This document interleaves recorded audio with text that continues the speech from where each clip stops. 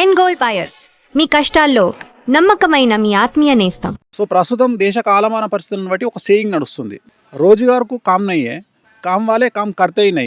పని చేసేటోనికి పని ఉన్నోడు పని చేస్తలేడు, పని ఉన్నోడు పని చేస్తలేడు, పని లేనోనికి పని దొరకలేదు, పని మనుషులు కావాల్సిన వాళ్ళకు పని మనుషులు దొరకలేరు. ఎందుకు ఇది అంటే మన దేశంలో మన తెలుగు రాష్ట్రాల పరిస్థితి ఏంటి అంటే మన దగ్గర డబ్బులు తీసుకొని పనిచేసేవాడు కూడా మనకేదో సహాయం చేసినట్టు వాడి జీవితాన్ని మనకు దారపోసినట్టు ఫీల్ అవుతాడు. ఈ ధోరణి ఎందుకు వచ్చిందంటారు? కలియుగం కాబట్టి పోయే కాలం అంటారు. పోయే కాలం అహం అన్నట్టు ఇదంతా జెలస్ అహము ఎట్లయిపోయిందంటే చివరికి ఎట్లయిపోయిందంటే మన దగ్గర పనిచేసేవాడు ఏమనుకుంటాడు అంటే ఇప్పుడు ఉదాహరణ ఒక కాంట్రాక్టర్ ఉన్నాడు. కాంట్రాక్టరు సంవత్సరానికి 100 కోట్ల బిజినెస్ చేస్తాడు. వాళ్ళ దగ్గర పనిచేసే కూలి ఏమనుకోవాలంటే మా యజమాని దగ్గర నేను పని చేస్తున్నా, ఆ యజమాని నాకు పని ఇస్తుండు, ఈయన వల్ల నాకు 5 ఏళ్ళు నోట్లకు పోతున్నాయి అనుకోవాలి. కానీ వీడు ఏం చేస్తాడు, వీడు ఎట్లా ఫీల్ అవుతాడు అంటే నేను లేకపోతే మా ఓనర్ దివాలా తీస్తాడు అని వీడు ఫీల్ అవుతాడు. ఇవాళ రోజు పరిస్థితి ఏమైందంటే నాకు మొన్న చెప్తున్నాడు ఒక అతను, వాళ్ళ డ్రైవర్ను తీసేసిండంట. ఏదో కోపం వచ్చి గొడవ వచ్చి ఒక యజమాని డ్రైవర్ని తీసేసిండంట. తీసేస్తే డ్రైవర్ స్టేటస్ పెట్టుకున్నాంట నైట్, ఏమని అంటే నేను లేకపోతే నీకు తెలుస్తుంది. ఏమవుతుంది, ఇంకో 1000 ఇచ్చి వేరటం తెచ్చుకుంటాడు. సో నేను అనేది ఏంటంటే మూర్ఖత్వం అనేది జనాల్లో ఎక్స్ట్రీమ్ వెళ్ళిపోతుంది. సో నేను ఎందుకు నమ్మను అంటే నేను అడవిలో జీవించినట్టు జీవిస్తా, నేను ఎవరిని సహాయం అడగను. మరి ఎలా సహాయం నేను అదే చెప్తున్నా, సహాయం అడగను అంటే ఇప్పుడు నాకు కష్టం వచ్చింది. ఈ సమాజం ఎలా ఉంది అంటే ఇప్పుడు ఉదాహరణ నేను ఒక వ్యక్తిని సహాయం అడిగినా, ఏం సహాయం అడిగినా అంటే అరే బాబు నాకు ఇంకెవరికో మా ఇంట్లో తలకాయ నొప్పి లేచింది లేదా దెబ్బ తగిలింది, అపోలో హాస్పిటల్కి పోతున్నా రారా అంటే వాడు వస్తాడు. వాడు వచ్చినందుకు నేను వాడికి ఒక 50 లక్షల రూపాయలు హెల్ప్ చేసిన అనుకుందాం ఎగ్జాంపుల్. వాడు ఏమంటాడు అంటే సంవత్సరం తర్వాత నువ్వు చేసిన 50 లక్షల హెల్ప్ తొక్కాసు పనికిరాదు, నేను ఆ రోజు అపోలో హాస్పిటల్కి ఎంబడొచ్చి నీకు జెండు బాంబు కొనిచ్చిన చూడు అది ముఖ్యం అంటాడు వాడు. సో అప్పటి నుండి నాకు ఏమర్థమైందంటే సమాజంలో సహాయం అడగవద్దు, ఎవ్వరు సహాయం తీసుకోవద్దు. సో నువ్వు అడవిలో వెళ్తే ఎలా అయితే ఒంటరి జీవితాన్ని గడుపుతావో సమాజంలో కూడా అలాగే ఒంటరి జీవితాన్ని గడుపు. ఎందుకు ఇంత వైరాగ్యం? ఇది వైరాగ్యం కాదు, ఇది జనాల్ని స్టడీ చేసిన విధానం. ఓకే నీకు ఒక ఎగ్జాంపుల్ చెప్తా. డిసెంబర్లో నేను ఒక హాస్పిటల్కు ఒక అమ్మాయి, నాకు తెలిసిన అమ్మాయి ఫోన్ చేసి ఏడుస్తుంది. ఏమైంది తల్లి అని అడిగిన. అంటే నాకు యూట్రస్ ప్రాబ్లం వచ్చింది, నేను హాస్పిటల్లో ఉన్నా. మరి ఎందుకు ఏడుస్తున్నావు అంటే మా అమ్మ నాన్న ఎవరు నన్ను హాస్పిటల్ దగ్గరకు వచ్చి చూడడానికి రాలేదు, నేను హాస్పిటల్ ఒక్కదాన్నే అడ్మిట్ అయ్యి ఉన్నా, నా దగ్గర రూపాయి లేదు, నన్ను ఏం చేయమంటారని అడిగింది. నాకు కొద్దిగా నేను ఆడవారి పక్షపాతిని జనరల్గా. ఇమ్మీడియట్గా డ్రైవర్ను పిలిచి నేను హాస్పిటల్కి పోయి సమ్ అమౌంట్ తీసి అమ్మాయి చేతిలో పెట్టి పక్కన ఆమె అసిస్టెంట్ ఉంటే ఆమెకు 10,000 ఇచ్చి సామాన్లు ఈమెకి ఏమేమి కావాలో బ్రెడ్ ఫ్రూట్స్ అన్నీ కొని తల్లి అని చెప్పి ఆ అమ్మాయితో మాట్లాడి బయటికి వస్తుంటే నన్ను అభిమానించే ఒక పీడియాట్రిషియన్ అమ్మాయి డాక్టర్ ఎదురుగా వచ్చింది. స్వామి డాక్టర్ ఎక్కడికి వచ్చారు అంటే అమ్మ నువ్వేంది తల్లి ఇక్కడ ఉన్నావు అంటే నేను ఇక్కడ డాక్టర్ నువ్వు గురువు గారు.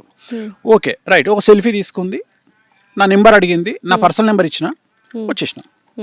ఇది డిసెంబర్లో జరిగింది, 2025 డిసెంబర్లో జరిగింది.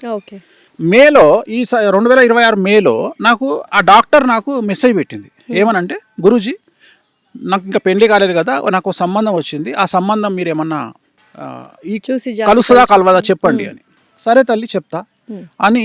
అబ్బాయి పుట్టినటువంటి సమయం సంధికాలంలో పుట్టిండు అంటే అది ఒక 10 నిమిషాలు అయితే వేరే రాశిలోకి వెళ్తుంది. అందుకని క్లారిఫికేషన్ కోసం ఈ అమ్మాయికి నేను ఫోన్ చేస్తాను టైం కోసం. 8 రోజులు చేసిన ఫోన్ లిఫ్ట్ చేయలే అమ్మాయి. లిఫ్ట్ చేయకపోతే నేను అమ్మాయికి మెసేజ్ పెట్టిన, ఎనీ ప్రాబ్లం అని పెట్టిన. Yes there is a problem అని పెట్టింది. అనగానే నాకు ఇంకా సర్రమని నేను ఫోన్ చేసి ఏందమ్మా మెసేజ్ పెట్టినావు, నువ్వేమో నాకు రెస్పాండ్ అవ్వట్లేదు, ఎందుకు ఇట్లా చేస్తున్నావు అని అడిగిన. లేదండి దెర్ ఈజ్ ఏ ప్రాబ్లం అన్నది. ఏం ప్రాబ్లం అన్నాను. మీరు మా హాస్పిటల్కి వచ్చిర్రు, మీకు డిసెంబర్లో గుర్తుందా? అవును తల్లి వచ్చిన. ఏమైంది, మీరు ఎందుకు వచ్చిర్రు? ఇట్లా జరిగింది తల్లి వచ్చిన. లేదు నాకు 5 రోజుల కింద తెలిసింది మీరు అమ్మాయిని చూడడానికి వచ్చిర్రు అని. తప్పేముంది దీంట్లో? ఏం లేదు, మా హాస్పిటల్లో అమ్మాయికి 3వ అబార్షన్, అది యూట్రస్ ప్రాబ్లం, మీకు అబద్ధం చెప్పి డబ్బులు తీసుకుంది. సో నేను అనే పాయింట్ ఏంటంటే ఈ అమ్మాయి నన్ను జస్టిఫికేషన్ చేసింది. ఏమని, నువ్వు ఆ అబార్షన్ అయిన అమ్మాయిని చూడడానికి వచ్చినావు కాబట్టి నువ్వే క్యారెక్టర్లెస్ ఫెలో, అలాంటి అమ్మాయిని చూడడానికి వచ్చినావు అంటే నువ్వు వేస్ట్ కానివి. అలా ఎలా అనుకుంటా? ఇట్లా ఎన్నిసార్లు కొట్టించుకోమంటావు నన్ను? మంచి చేయడానికి వెళ్ళారు, సహాయం చేయడానికి వెళ్ళారు, ఈ అమ్మాయి అపార్థం. చివరికి నువ్వు నమ్మతావు నమ్మవా అమ్మ, నేను ఒక 2 బెల్టులు కొని బెల్టులు లిటరల్గా ఇప్పుడు నేను ఎప్పుడైనా లైఫ్లో బెల్ట్ వేస్తాను, ఎందుకంటే నేను లుంగి మీద ఉంటా. 2 బెల్టులు నా యాంగర్కి వేసుకొని ప్రతిరోజు దాన్ని చూస్తుంటా. ఎందుకు? అంటే ఎంతమందితో దెబ్బలు తినాలి లైఫ్లో ఇట్లా. మన ఒక అమ్మాయి వచ్చింది, నేను ఒక ఇన్ఫ్లుయెన్సరు, నాకు హెల్ప్ కావాలి. ఏం కావాలి తల్లి? నాకు ఒక ఐఫోన్ ఇప్పించండి. iPhone 17 Pro Max భారతదేశంలో ఐఫోన్ కానీ శాంసంగ్ కానీ లాస్ట్ 10 సిరీస్ నేను లాంచ్ చేస్తున్నా. లాంచ్ చేయగానే 10 ఫోన్లు కొని ఐఏఎస్లకు కానీ సినిమా వాళ్ళకి కానీ ఇవ్వడం నాకు అలవాటు, గిఫ్ట్ ఇవ్వడం.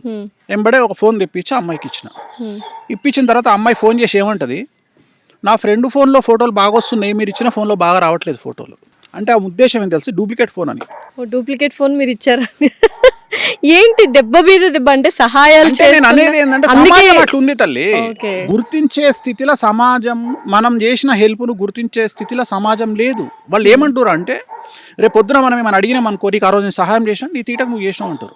అందుకని ఏమైపోయింది అంటే ఇప్పుడు నాకు ఏదో సమస్య వస్తుంది, వాడు ఎవడో వచ్చి నా దగ్గర ఉంటాడు. ఉదాహరణ చెప్తా. ఇప్పుడు ఉదాహరణ, నిత్యం చచ్చేవాడికి ఏడ్చేవాడేవాడు అంటే రోజు చచ్చిపోయినానికి ఎవడు ఏడుస్తాడు? అంతే. ఇప్పుడు నా గురించి రోజు ఏదో ఒకటి వస్తుంటది, లేదా ఏదో ఛానల్లో నా గురించి పెద్ద పెంట పెట్టిండు అనుకుందాం, నేను ఏడ్చుకుంటూ కూర్చోవాలనా? ఇక వాడు నేను కొద్దిగా నారాజు కూర్చోగానే ఎవడో నా దగ్గరకు వస్తాడు, గురుగారు నేను మీకు ధైర్యంగా ఉన్నా, నేను మిమ్మల్ని కాపాడుతా అని నాతోనే ఆ 2 రోజులు గడుపుతాడు. అంతే. ఇక జీవితాంతం అని నేను పోషించాలి. ఎందుకు అంటే ఆ రోజు నీ ఎంబడలేనా నేను? ఆ 2 రోజులు నీ ఎంబడున్నా నేను. ఆ రోజు నిన్ను పలాంటి ఈవాడు తిట్టిండు కదా, నేను నీ ఎంబడి 2 రోజులు గడిపినా కాబట్టి ఇక నువ్వు జీవితాంతం నాకు కూడికం చేయాలి. సహాయం చేసి తిరిగి సహాయం పొందడానికి. ఈ సహాయం ఎక్కడదమ్మా? అంతే. భయపడేటోనికి సహాయము. నువ్వు భయపడు మన బ్లడ్లోనే లేదు. నేనే 100 మందికి ధైర్యం చెప్పేటోని. అంటే నేను ఏంటంటే చిన్న సహాయం లాస్ట్కు ఎట్లయిపోయిందంటే, మనం చాయే గ్లాసు తీసి పక్కకు పెట్టినోడు కూడా ఆ రోజు నీకు చాయ్ గ్లాసు తీసి పక్కకు పెట్టలే అంటాడు. అందుకని ఏమైపోయిందంటే స్నేహితులను కానీ బంధువులను కానీ ఎవరిని సహాయం అడగడం బంద్ చేసిన. నేను అందరికీ కూడా అదే చెప్తా. ఇంకోటి తెలుసా ప్రాబ్లం ఏంటంటే, ఇక్కడ ఏం జరుగుతుంది అనేది పక్కన పెడితే, ఇప్పుడు ఉదాహరణ చెప్తా. ఇప్పుడు మన ఇన్స్టాగ్రామ్లో నందు అని ఒక ఎన్ఆర్ఐకి సంబంధించినటువంటి హడావిడి జరిగింది. నందూస్ వరల్డ్ అంటే ఎక్కడికి వెళ్ళిపోయారు జనాలు అంటే, ఆమె లండన్ సిటిజన్, యూకే సిటిజన్. అవును. ఆమెను పట్టుకురావాలంటే ఒక 50 నుండి 100 కోట్ల రూపాయల ఖర్చు వస్తుంది భారతదేశానికి. రైట్? కరెక్ట్. మనకు ఆ విషయం తెలియదు.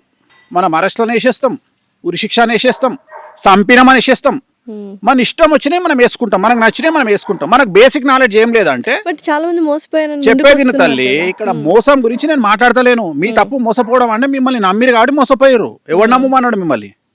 నేను అనే పాయింట్ ఏంటంటే ఎవడు నమ్మమన్నాడు? నమ్మిన దగ్గరనే మోసం ఉంటుంది. నేను దాని గురించి మాట్లాడతలేను. నేను మాట్లాడేది క్వశ్చనింగ్ నాలెడ్జ్ గురించి మాట్లాడుతున్నాను. ఒక సిటిజన్ ను ఇండియాకు పట్టుకురావాలి అంటే ఇంటర్పోల్ ఇన్వాల్వ్ కావాలి, దేశ ప్రధాని ఇన్వాల్వ్ కావాలి, ఒక స్టేట్ సీఎం ఇన్వాల్వ్ కావాలి, వాళ్ళ మీద ఇంటర్పోల్ కనెక్షన్ కావాలి, వాళ్ళని తీసుకురానికి ఇక్కడ నుండి స్పెషల్ టీమ్ అరేంజ్ చేయాలి. అక్కడికి పోయినాక లండనోడు మనకు పర్మిషన్ ఇయ్యాడు, మనతో మనం యుద్ధం చేయాలి. ఇప్పుడు లండన్ బార్డర్లో తెలుగుదేశానికి, ఆంధ్రప్రదేశ్ తెలంగాణ రాష్ట్రానికి లండన్కు యుద్ధం అవుతుంది. ఆ యుద్ధంలో ఆమెను పట్టుకురావాలి. చాలా పెద్ద ప్రాసెస్. సో ఇవేం తెలియకుండా నందుని చంపేసిరు రాత్రి అని ఒకడు పెడతాడు, నందుని లేపుకొచ్చిండు అని ఒకడు పెడతాడు. నేను అనే బేసిక్ సెన్స్ చాట్ జీపీటీ ఉంది, అడగండి. ఒక సిటిజన్ పట్టుకురావాలంటే ఏమవుతుందో అడగండి. ఇదే తెలివి మనకు ఉంటే కింగ్ ఫిషర్ అని ఎప్పుడు పట్టుకోద్దురు కదా. అంతే కదా.